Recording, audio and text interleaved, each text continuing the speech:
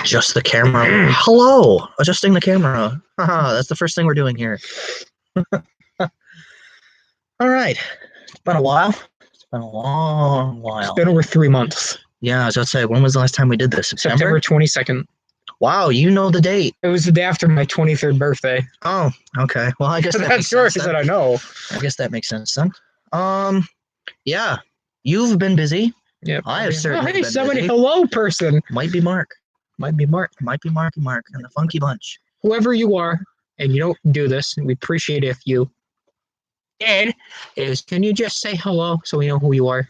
Yeah, say hello in the chat, please. So we know who you are. We know if it's Mark or if it's Sarah or somebody that may be new to the channel. Maybe it's Triple H. Probably not, but so yeah.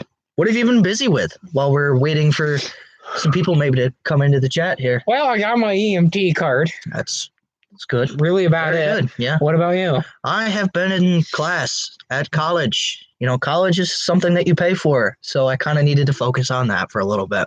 Oh, so another viewer. Hello, the person. Never mind. We should just stop shouting out at people because it doesn't really work half the time. So we will be starting this podcast on October 2nd.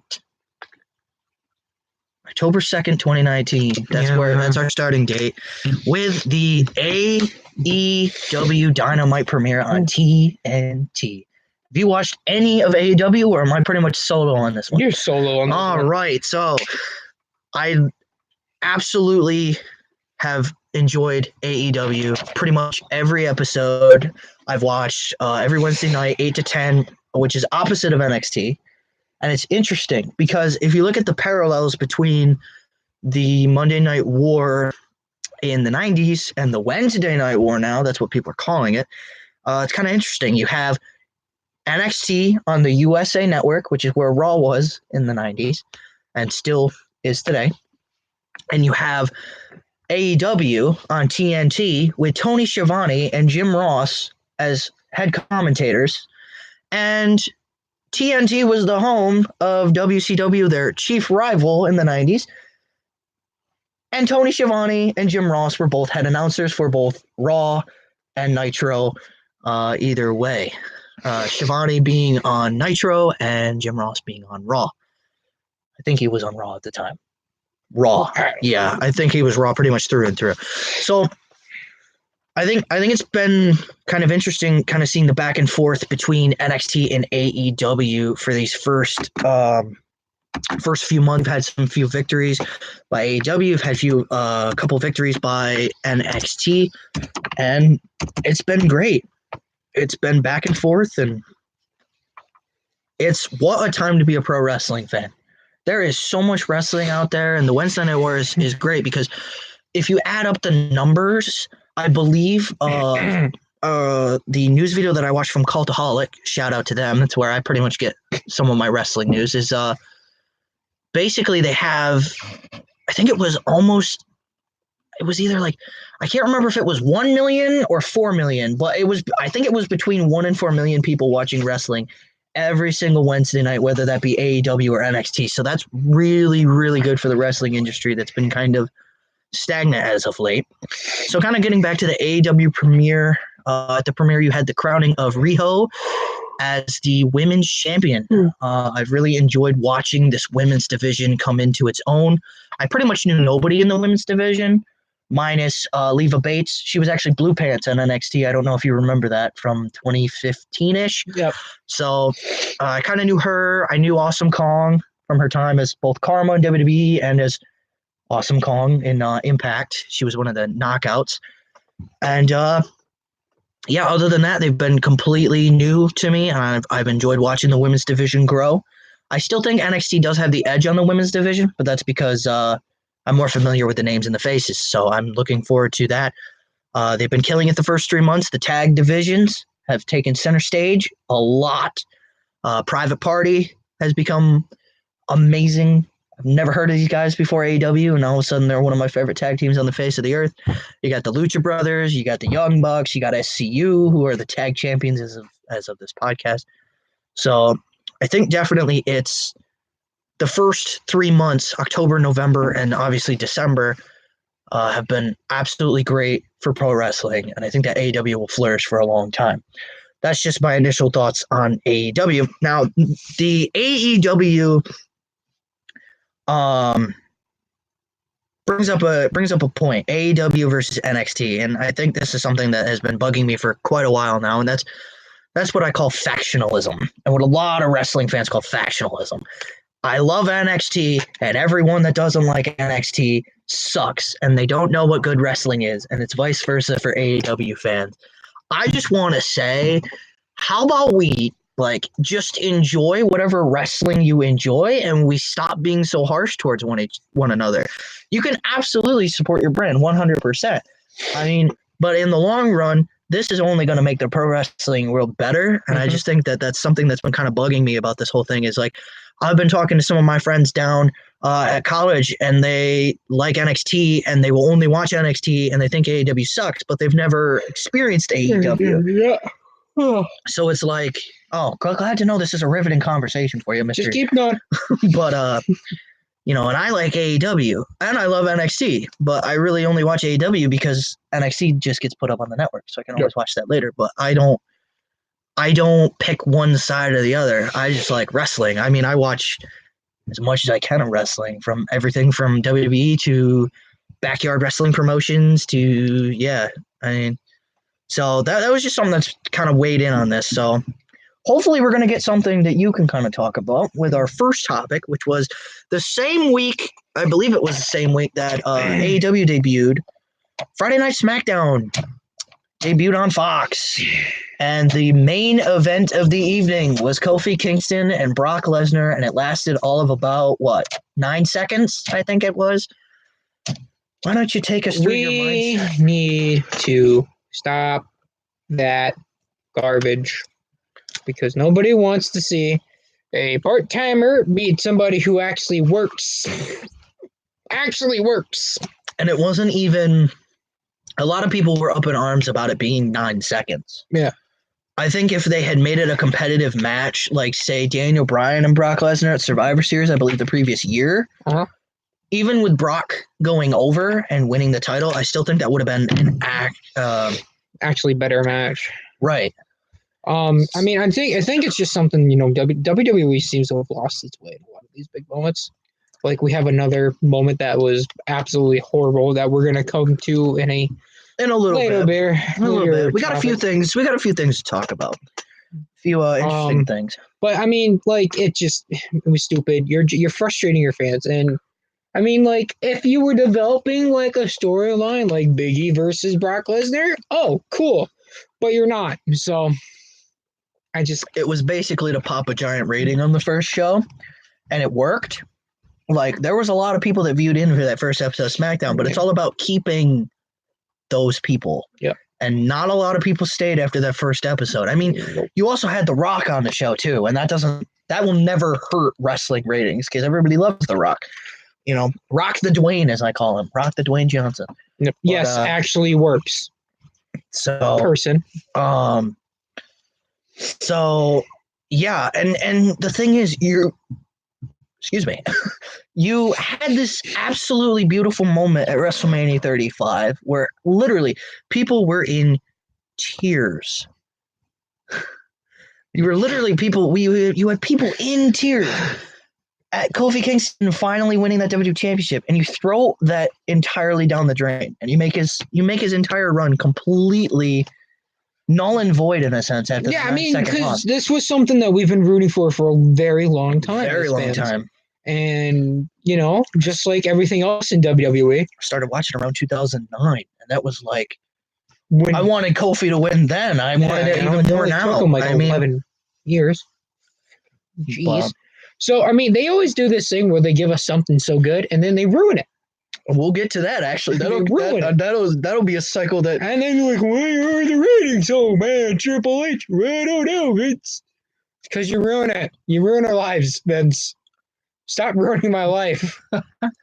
So, the next thing to come along, I believe, it's been a little bit, folks, to come along in the wrestling world was Hell in a Cell with the giant controversy. But Hell in a Cell leads into Crown Jewel. So we're actually going to skip and we're going to go to a moment that happened in between the two. And then that way we can kind of bridge the gap between Hell in a Cell and Crown Jewel. And that is the Bayley heel turn. I don't know if you saw any of this. I did. But she come out and she had on a hood, I think, and she dropped the hood and she had this short hair down to about her shoulders. Yeah, about her shoulders, you think? I think maybe a little higher. Pitch black. And it looked like an axe handle that was missing like the actual blade at the top. And she slashed the Bayley buddies. And, me being a Bayley fan, I didn't know at the time what to think. I was kind of upset, not gonna lie. I like Bayley. It's I like the hugger Bayley, and she had finally started hitting those strides. But there was a video going around that was viral at the time. This little kid was watching this on the TV, and next thing the dad pans over, and he's just bawling his eyes out.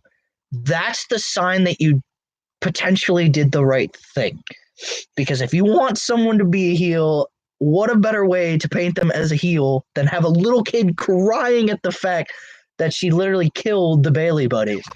And I was skeptical at first because she didn't seem very comfortable in the heel role, excuse me. But I feel like after these few months, she fits it. Yeah, I mean, the most bad girl type thing, I don't really know what to call it, heel thing she's ever done is on the Edge and Christian show. She went to give Tommy Dreamer some form of new hug, and what did she hit him with, like a baseball bat or a kendo stick or something? Kendo stick. Yeah, it just starts.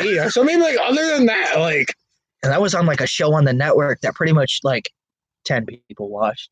No, I'm just kidding. I love that show because it's terrific. But like, I was skeptical because she didn't seem comfortable because she had been this face for so long, and she's genuinely a nice person. It's weird to look at her and be like, that's a heel. Like, I don't think. But it worked. Some people are born to be a face. Some people are born to be a heel. Some people can play both. And I think she's one of the people that she has the range where she can play both. And I think these last few weeks have kind of proved it. And although I was upset at first, my mom actually put it the best way possible.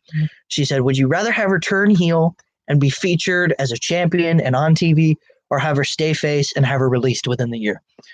When you put it like that, being a Bayley fan, I would have her turn heel, any other day of the week if it means she's on TV and she's doing stuff. And she can always turn back because she has that out with Sasha. Mm-hmm. She was always trying to be with Sasha. So I think Sasha kind of coerced her over to the dark side, for all you Star Wars nuts out there. So I think she can always come back and it will work. I think it will work. So, yeah, I think it worked. So then I think it was either the same week or the week prior was Hell in a Cell. Wow, this tested my fandom of pro wrestling pretty hard. And you just saw the ending because you've been super busy for Hell in a Cell. And what were your initial reactions? You were liking it at first, and then you realized what had happened. And tell the viewers at home what happened with the Hell in a Cell, and I'll fill in any blanks that you so happen to miss.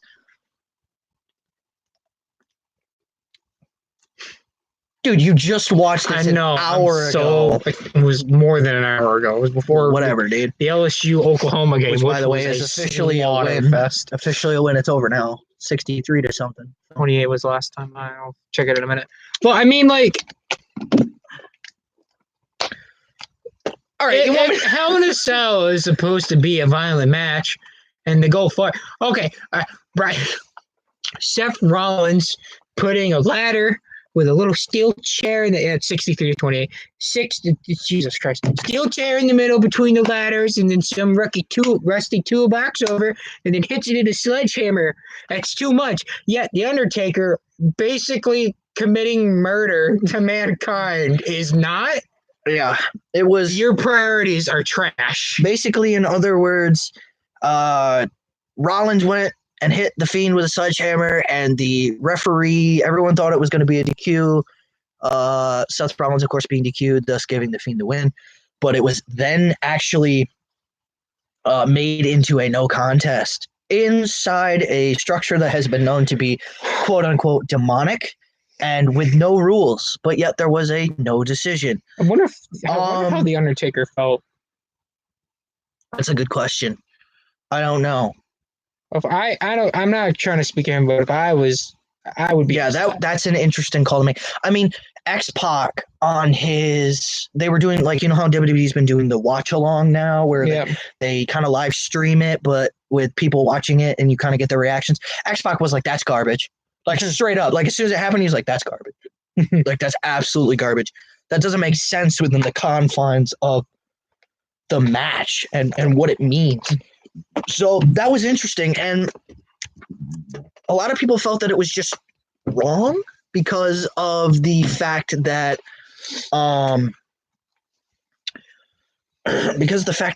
everyone in the entire world, except for maybe the most diehard of Rollins fans, wanted Fiend to win the title, and it was right there.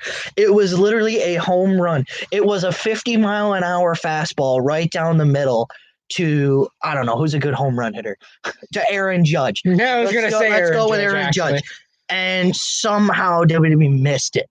Now, I have a little bit of a theory on this, and this kind of links in with Crown Jewel. Crown Jewel was like, I think 2 or 3 weeks after the fact. Mm-hmm. And that is where they did the title change, ladies and gentlemen, in Saudi Arabia. The Fiend ended up beating Seth Rollins in a match that was basically labeled cannot be stopped for any reason other than a pinfall or a submission. A legitimate fall, basically. And see, I am thinking that they did this just so that way, because the Saudi Arabia shows, it's weird. Saudi Arabia shows are canon, but not canon at the same time. Yeah. But they've never had a title change on the show. So I think what they were doing is to hype this up as the biggest event and for Crown Jewel is to, they basically just wanted to get a title match on the show. And yeah, it was cool to see The Fiend finally win the title, but did you really need to sacrifice his character at Hell in a Cell just to have a title change in Saudi Arabia? A show that is kind of 50-50 as far as whether or not it's canon or not. I don't really think that makes sense. And, you know, it baffled me. I sat there looking at the TV going, why? I don't get it. You had a home run and you somehow struck out, and I don't get it. You know, I just don't get it. But so we started off kind of negative as far as talking about WWE, and we kind of hyped up AEW. So to avoid the factionalism, ladies and gentlemen, we're actually going to talk about something that was very, very good about the Crown Jewel show, and that was the first ever women's match in Saudi Arabia. Yeah. Natalya and Lacey Evans. Now, this, of course, was not any 5-star Did I watch this with you? No, I was down. I was down in school. College, yeah. But it was not a 5-star classic by any means.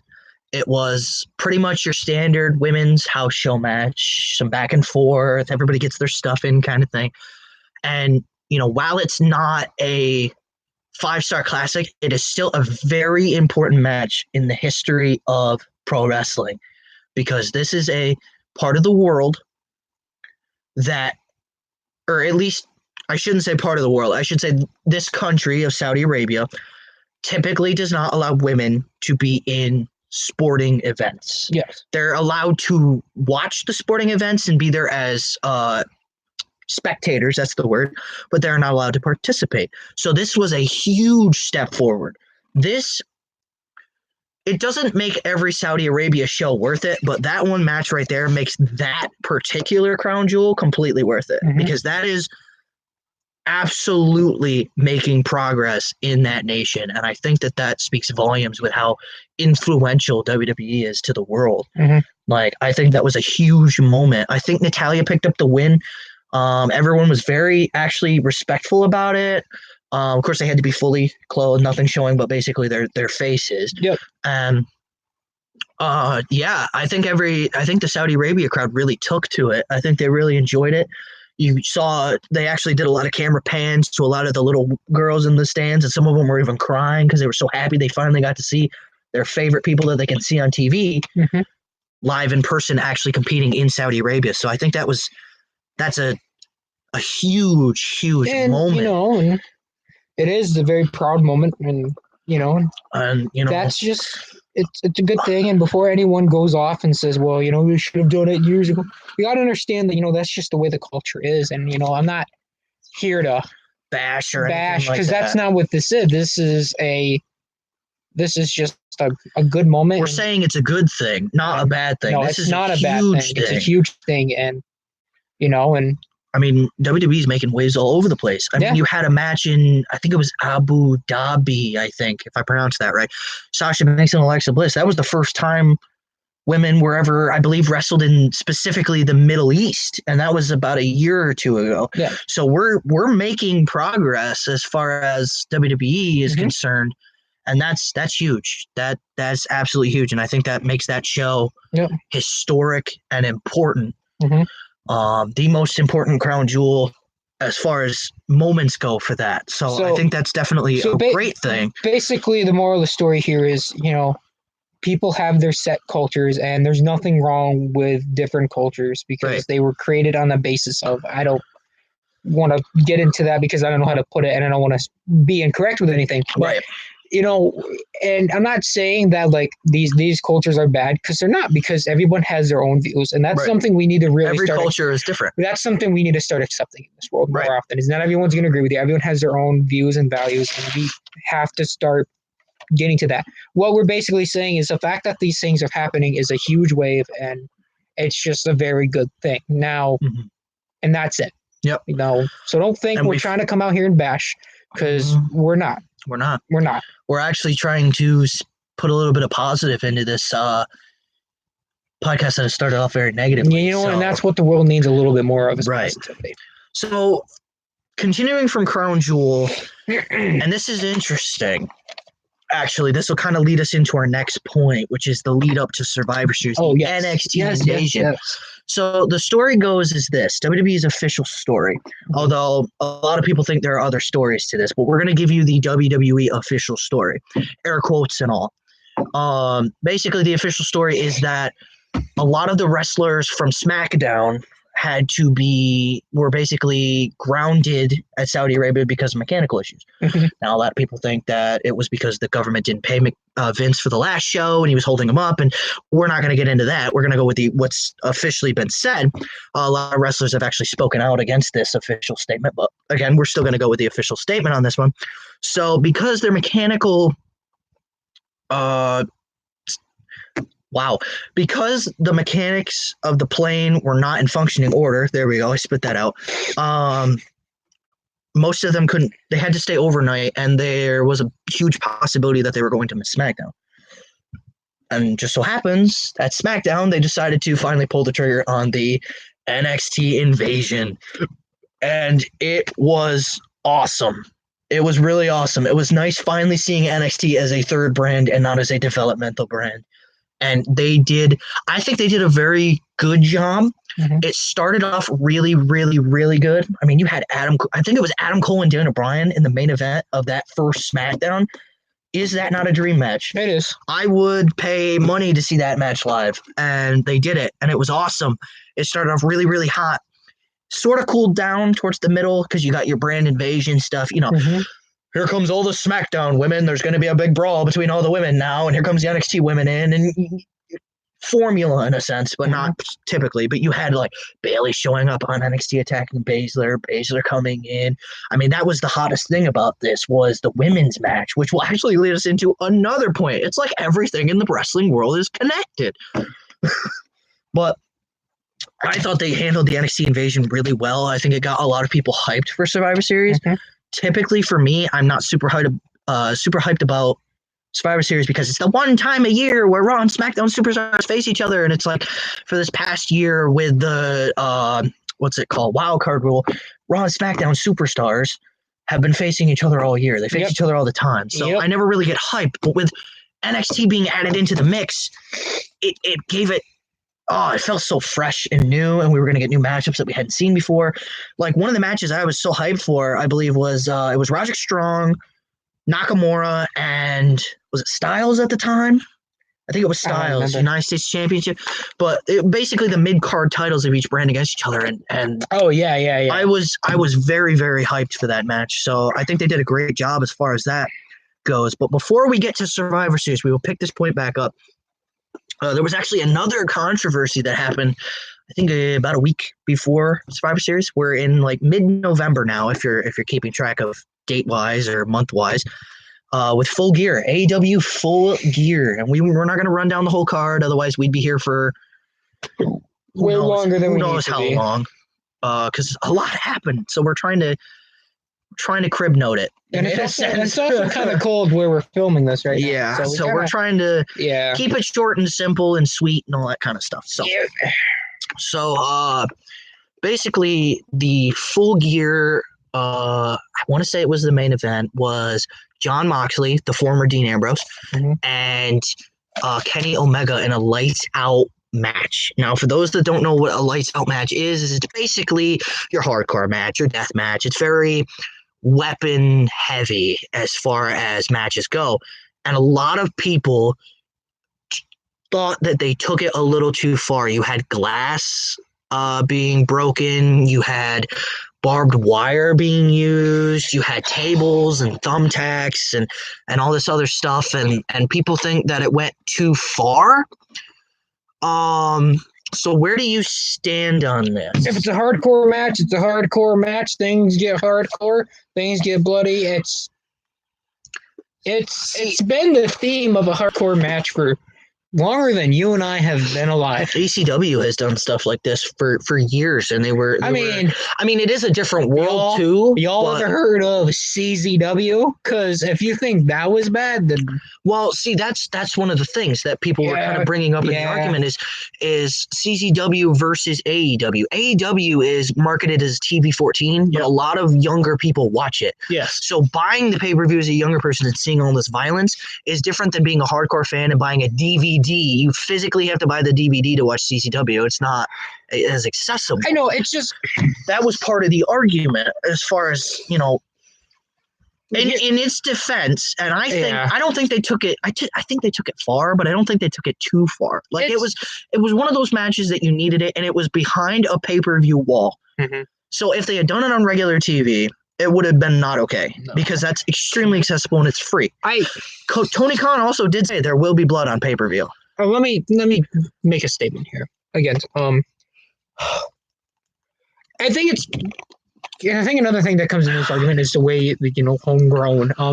The reason I got into wrestling, I mean, I watched it with my dad, and those are memories that I cherish for the rest of my life. Is I live for the hardcore. I will take a death match, a hardcore match over your regular singles match any day of the week, man. I love it. I love the brutality of it. I love it. I mean, might sound well. Let's clarify this for all the monetization people out there. Yeah. It's safe brutality. Yes, it's still pro wrestling, but it's to kill like the barbed wire doesn't necessarily have very sharp barbs on it, or any barbs at all for the match. But it's the sheer visual. It's the visual, and it's not that like, oh, I like blood. I mean, I've seen blood. I'm an EMT. I've been there. I've done that. Doesn't really bother me. It's just it's the fact that like it's what entertains me, and I think it adds to everything. You know, I think it adds in stipulation. It adds a nice layer to a story if done right. And don't think like I just go out with Matt and I wrestle and I just pull out the barbed wire and the razor blades and I beat the snot out of them, because I don't. I mean, like, I mean, if you're not trained to do those types of things, don't do it. And Moxley is trained in that. Omega is trained in that. They're trained professionals. Let's be real here. Like, they're trained to do these types of things. I'm not saying that like. So I think like I mean, did they go a little far? I mean, yeah, you can throw that out there if you please. It depends on what you like as far as wrestling. Yes, that's what I like. And so, I mean, but just also understand these guys are trained to do it, and don't try it out, please. And that's kind of a That's a big contradictory statement, because when I was younger, like definitely. Everyone throws an elbow drop off the couch to their favorite stuffed I animal did at some more point. than just elbow drops up the couch, but that's not a topic for this. So But, I mean, yeah, and that's my it's stance it's on kind of the this. same thing with me. I love ECW. I love Yeah, those. oh my God, those violent matches are great. But I can see where they're coming from as far as, some people just don't like this type of wrestling. But it's like, what you're getting when you. They didn't advertise it as a normal match and then all of a sudden make it an Extreme Rules match on the night or whatever, lights out match. It was advertised as that. And Moxley in a lights out match, you're going to get violence and you're going to get blood. It's just, and I like pretty much everything. I like backyard wrestling. I like technical wrestling. I love the British style. I love the New Japan style. I love hardcore style. I love, American pro wrestling. I like it all. So I can see where people got a little bit over the top with it. Maybe the glass spot wasn't necessary. Maybe the barbed wire wasn't necessary, and just the tables and your ladders could have done it. But I think that if you had just done the basic of tables and chairs and ladders, TLC, then it doesn't make it feel as special. And people are not going to want to. I mean, yeah, people pay money to see Extreme Rules on the WWE Network, but you're paying $10 as opposed to paying $60, getting promised a lights out match with Jon Moxley and then not getting anything as far as violence or anything like that. So I think it really depends on you. But as far as I stand, I think it was a great match. I think they did a great job. Renee Young certainly was not happy about it. She tweeted several times during the match saying, what is he doing? He'll be sleeping on the couch for a few nights. Well, at least he was sleeping on the couch for a few nights, because apparently she didn't know about it. She had no clue that he was going to go that far with it. So, all right. So we figured we'd address that as kind of our negative for AEW, that factionalism coming in again. All right. Now, this is something I'm excited about. CM Punk has returned, but not in the way you think. No. He returned on WWE Backstage on Fox, which is kind of like your, what would you say? Like your Sports Center, I guess, would be a comparison to it, but for pro wrestling. Now, everybody, including myself, was like, "Oh my God, Punk! Oh my God!" But then it was slowly realized that he had signed a deal with Fox. That does not mean that he signed with WWE. I'm still excited to see him back because from his recent appearances on the show, he does not pull punches. He called WWE created absolute garbage. So he does not pull punches. And I think that's something that was needed for the show. They had less than 500,000 people watching the show at one point. Like I think it was even lower than that, but it was really low. And I think they needed that to go up. So yeah, but I'm excited, and I hope that it will lead down the road to a match or two. A lot of people are saying Royal Rumble time's coming, and that would be more than perfect. Mm-hmm. But yeah. So what are your thoughts on CM Punk? Do you want him to come back? And if so, who would you want him to face? I want him to come back, but I want him to come back in the Rumble. See, I think they spoiled it a little bit with Backstage, but Backstage did need the help. Like, without the Backstage return and him just popping up in the Rumble, you would have had the biggest pop of anything in wrestling history ever, because that place would have absolutely exploded. So, yeah, it kind of depends. I'm still cool with him being back in general. Like, whatever gets him at least talking about WWE is good enough with me. Yep. But you would want to see him wrestle again. I would love to see him wrestle again. I actually got to see one of his final matches before he actually left the company. And our hometown arena had a live event, and it was like 2 weeks before he left. So I was lucky enough to see him like pretty much right at the end of his WWE career. And I've been excited for him to return ever since. Never thought it was actually going to happen, but it was always there. So who would you have him face? My dream match would be AJ Styles, hands down. I think they would put on a fantastic match. I think I have to agree with you there. Anybody else, though? Not really that I can No? think of. I also wouldn't mind him facing like Mysterio or like an Andrade Almas or Aleister Black. Like you could name off plenty of good strikers that could go toe to toe with him. Because he can throw those believable strikes. I mean, regardless of his UFC career, which it didn't exactly turn out the way he wanted to, but he did start really late, and I give him credit because he did something that I would never do in a million years. Yeah. I'd be scared to do that. So the I fact that he agree. got in there I give him credit enough for doing that because that's a major change for him. So, but yeah, I would love to see him fight. Hey, I'd like to see him fight anyone. Matt, who do you think would win that match? What does it say? My dream match, Matt Cooper versus Conor Mac death match. One man makes it out. 10 out of 10. Well, he would win. Thanks, Nick. You've doomed me. That'll be coming up within a few months. Yeah, right. We'll let you finish college first. Yeah. All right. All right. Survivor Series. Yes, getting back on the Survivor Series train. Let's move on. Next. Thanks. Next. Okay, so NXT wins Survivor Series. We all knew it was going to happen. We all NXT won. We all NXT knew. won. Now, we're going to talk about the implications first. What does this mean going forward for the NXT brand? And yes, I saw his comment. Thanks, Nick. I really do appreciate that. At least someone believes in me in chat. Yeah. So implications. NXT winning. Some people were happy about it. Some people weren't happy about it. I was pretty content about it. I feel like it was a good push to really show that they are. It makes them like a third brand. Yeah, exactly. And I think that was the big thing. And I think they did good. There are a lot of main roster stars that hated losing to NXT. Oh, I'm so sorry. Because it brings them down. You got paid $750,000 to lose a match. Boo! Oh, I'm gonna play devil's advocate here. I really hate I am. I'm gonna play devil, and their whole argument is this: now they have lessened their star power because they've lost to a developmental brand. That's not a developmental brand anymore. And now they have to compete for screen time with rookies, supposed rookies. Well, that's the big argument. Finn Balor is on NXT, and he's better than like 75% on the guys on the main roster. So if you have an issue with that, get better. Okay. Sorry.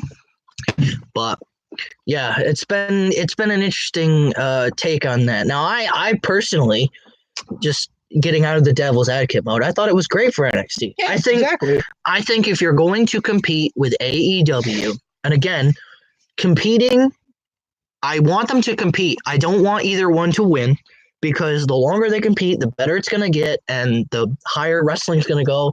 I'm not saying we're necessarily going to get to the heights of the Monday Night Wars, but any growth is good. So I thought it was the right thing to do. I thought it was the right call. I think if Raw or SmackDown won and NXT came in second or even last, that place probably would have rioted, because everybody wanted to see NXT do really well. And so I think they made the right call in that case. Unlike their Hell in a Cell call the month prior. Now, the main event was also the subject of much scrutiny. The main event, of course, being Becky Lynch, the Raw Women's Champion, versus Bayley, who was the SmackDown Women's Champion, and the NXT Women's Champion named Shayna Baszler. Now, this came right after the men's triple threat Survivor Series elimination match, Team SmackDown, Team NXT. And a lot of people, it made sense to put the women as the main event. They had the hottest rivalry going into the match. It made all the sense in the world. And then it seemed like it never got into the second gear. There was chance of boring. Yep. There was chance of end this. Yep. There was chance of, I think AEW came up once in a while. And I don't know if it necessarily deserved to be called boring. It was billed as being something more than a house show match, but it ended up being a house show match. It never really got out of the second gear. You knew Bailey was going to take the fall one way or another, as much as I hate to admit it. Baszler wasn't losing, and neither was Lynch.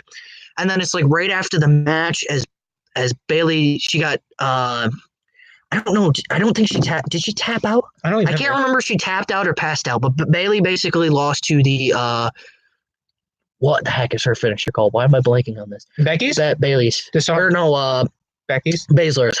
Oh. The Karafuda clutch? Is that what it is? I don't know. Something like that. Anyways, that chokehold that she does. And then all of a sudden, Becky Lynch, who was laying on the outside for about 10 minutes, pops up and puts Baszler through the announce table so the crowd goes home happy. It just didn't. And the ending came out of nowhere. It was like, okay, we're starting to kick in a second here, and then over. And it's like, so that kind of received a lot of scrutiny there. Now, I don't think that it necessarily should have been moved from the main event slot. I think that was the right call. I think maybe giving them more time. They were kind of pressed for time. They weren't given much because the men's match, I believe, went over by a few minutes. So I think maybe more time. And maybe, because, each match is assigned a road agent, and the road agent's supposed to help them lay out the match. Maybe the road agent wasn't on their game with that one. And, all three women deserve to be in the main event. I wholeheartedly agree that. Becky Lynch is one of the best women's wrestlers in the world right now. Bailey is a solid worker, if not extremely popular with, people that like the Four Horsewomen, like myself and others. And Shayna Baszler has been absolutely killing it in NXT. She has built that division up since Asuka left, which was pretty much decimated once Asuka did in fact leave. So, yeah, I don't know. What about you? Do you have anything to say about the main event of Survivor Series? Did you like it? Did you not like it? It was okay. No, I didn't like it. It just didn't kick into that second gear. It was just not. No. And I think that was the main issue that I had with it. I mean, all three women are great, but would you have switched it with the 5-on-5 match? No. Given what you know now, I'm not saying going into it. I'm saying given what you know now, would you switch it? Knowing how the matches turned out, would say yes. Yeah, probably. Just because Keith Lee absolutely was amazing in the NXT match, and it was awesome. So, but yeah, that was kind of the big thing coming out of Survivor Series was NXT 1. Yippee. Main event was kind of And continuing on with the main events for WWE in December, TLC would again be just one of those meh. The kind of meh would continue.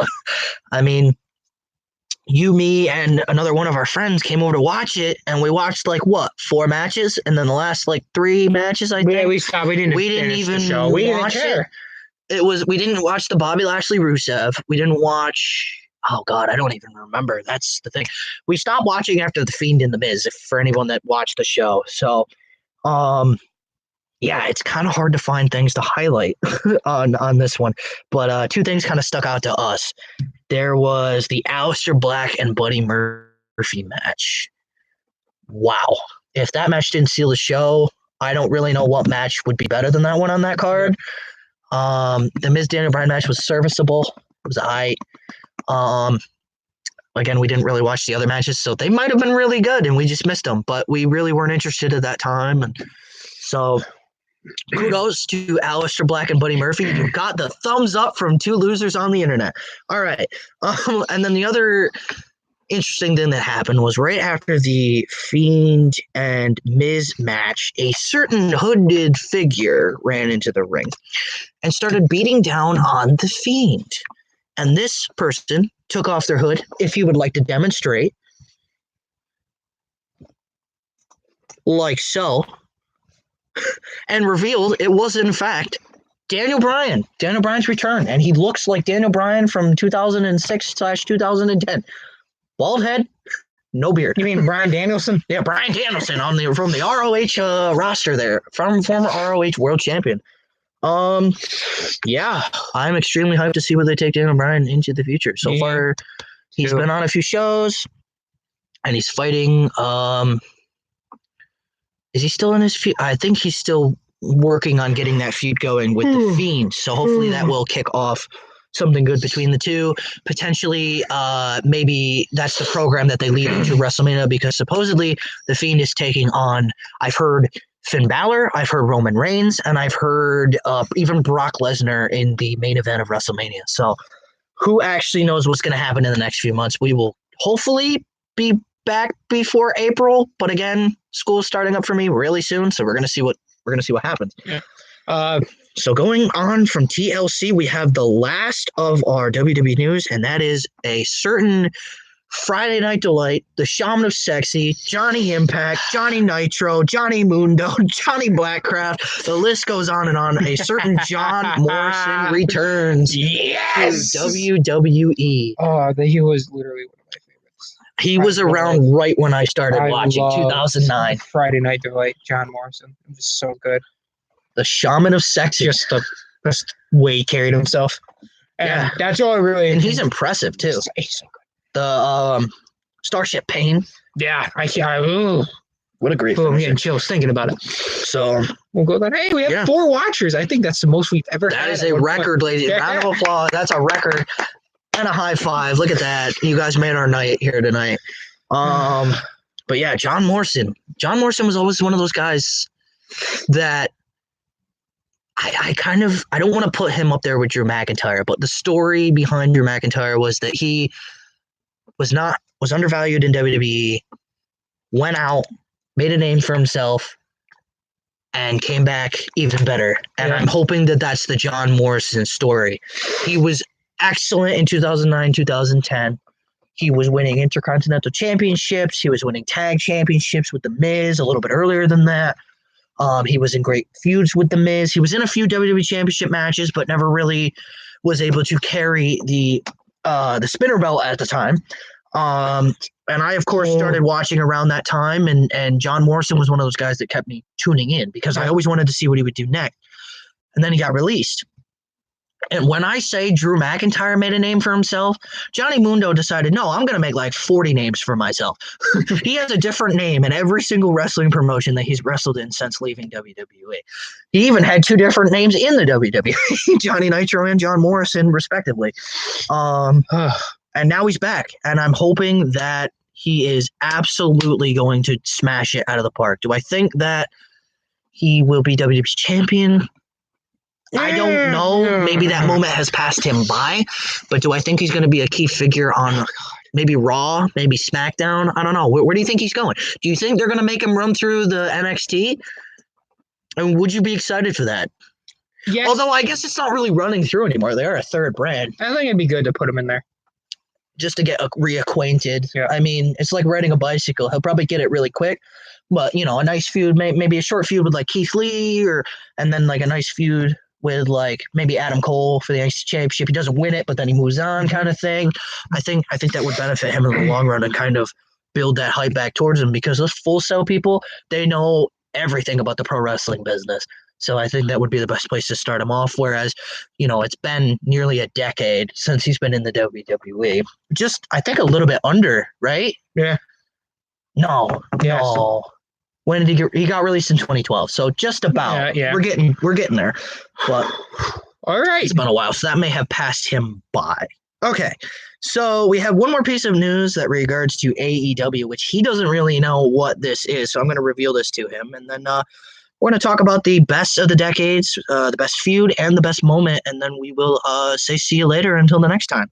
So this last piece of news revolves around AEW and one of their shows in January.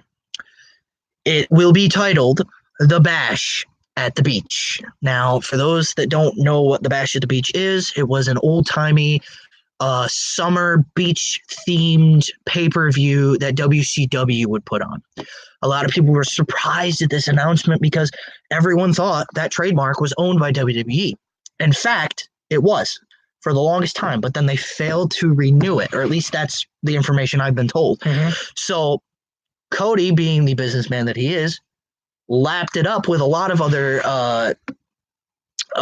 names from WCW that WWE just let go. Now, whether the WWE let them go because they wanted Cody to take them because of the legacy, I don't know. That's all hearsay. But So they didn't renew it. So even though they're now trying, WWE is now trying to sue them for using Bash at the Beach because they did a pay-per-view called The Bash, and they're saying that's too close to Bash at the Beach. Again, I'm not going to get into the legal matters of that, but I think it's utter bogus. But the cool thing about The Bash at the Beach is it will be the supposedly, if all things go to plan, it's going to be the episode of Dynamite on Wednesday night right before, literally on a beach. The ring is literally on a beach. And then the next week, they're live broadcasting the first ever pro wrestling show done in international waters on the Rockin' Wrestling Rager at Sea. Nice. That is huge. Now see, that's going to be interesting as far as time zoning because they're going to be in international waters. That's going to be fun. That's going to be a lot of fun. That is really cool, though. That is something that is going to bring a lot of people in to watch AEW because that's something never done before, and I think that's really, really, really cool. How about you? I think it's super dope. Like Rockin' Wrestling Rager at Sea by Chris Jericho is going to be broadcasting a live episode of AEW Dynamite, I believe, towards the tail end of January. And that's going to be so much fun. I hope it works out. There are so many things that could go wrong. Somebody goes overboard. We're not going to talk about it. Cable goes out, whatever. Anything can happen. Well, we're not going to talk about that. So, please. Yeah. So I thought I was going to get a little bit of a bigger reaction out of you for that, but I guess not. I mean, you've been tired. You were on call all night, weren't you? So, all right. Excuse him for this one at least. So, to finish off, we're going to do. I did say best feud and best moment, but I think we'll do wrestler of the decade too, because you got to pick one. Okay. Who is your wrestler of the decade and why? We'll start with you.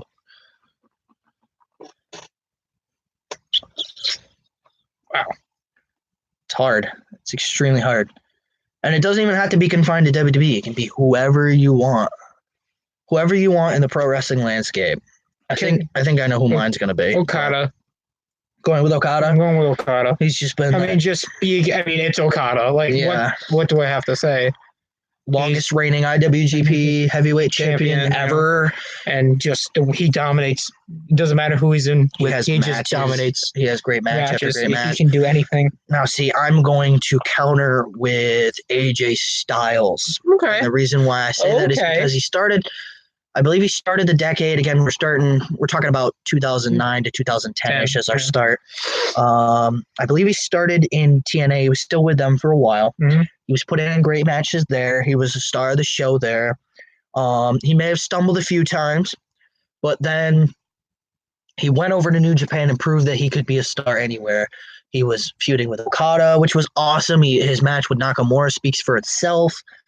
Over for the IWGP Intercontinental Championship. Mm-hmm. And then that Royal Rumble debut is hands down my favorite debut that I've ever been a part of live.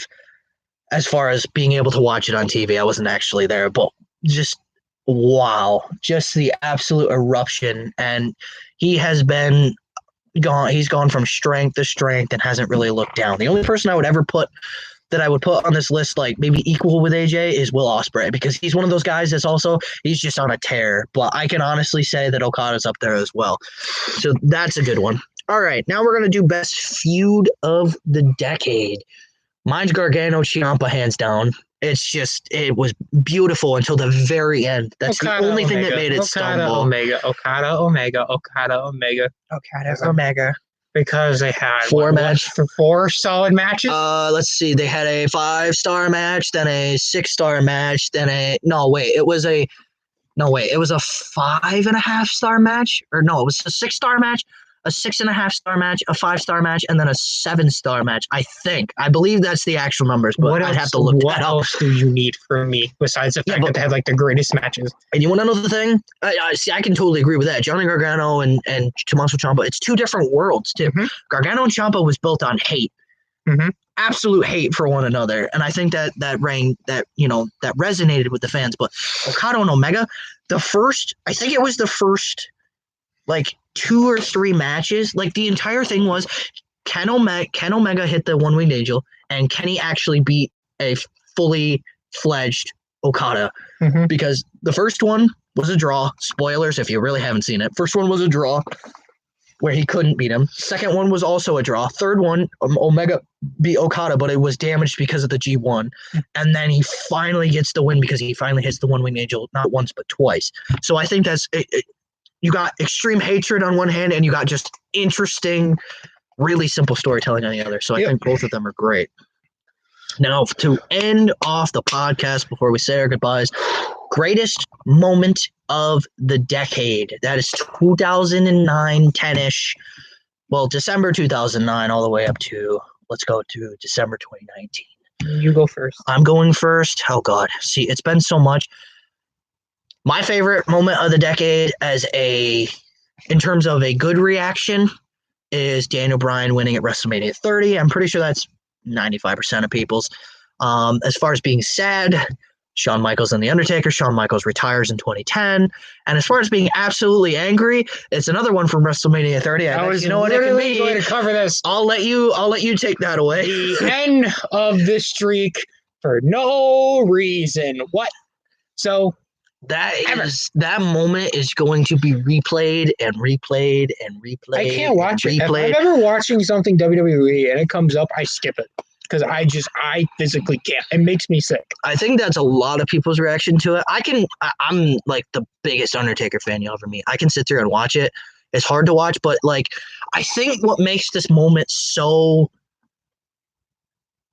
not necessarily, well, yeah, it's gutting because obviously the Undertaker's streak is dead, but I think the thing that like resonates with people even to this day is what happened. A lot of people were like concussion, no concussion, Heyman's kind of, there's a lot of conspiracy theories that you can make off that night, and I think that's one of the things that resonates it as a big moment of the decade. So, yeah, but so we gave you 3 different moments of the decade. Not only Daniel Bryan, but what was sad was Shawn Michaels' retirement, and then the ending of the streak, which that's going to be replayed and replayed for the rest of WWE's history. Whether that's 50 years down the road, 100 years down the road, even if it's 10 years down the road, who knows what the world's going to look like in the next decade.